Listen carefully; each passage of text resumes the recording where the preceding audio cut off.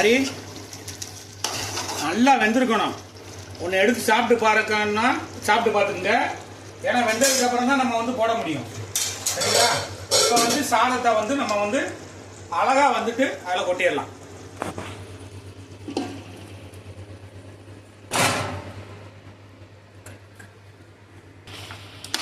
நல்லா கிளறிடுங்க.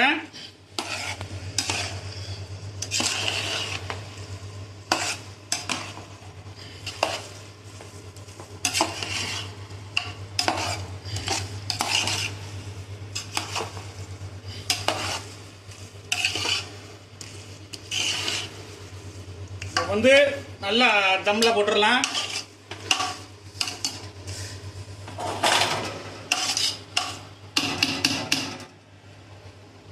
நல்ல தீயெல்லாம் இறக்கி வச்சிருவோம்.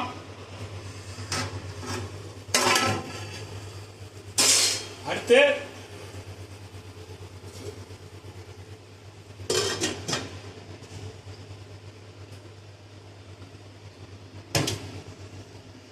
தம்ல போட்டாச்சு. 20 நிமிஷம் கழிச்சு நம்ம எடுத்து சாப்பிடுவோம். எப்படி இருக்குன்னு பார்ப்போம் பிரியாணி. இப்போ வந்துட்டு ஒரு 20 நிமிஷம் ஃபுல் தம்ல இருந்திருக்குது. எப்படி இருக்கு இன்னைக்கு அப்படின்னு பார்த்துருவோம்.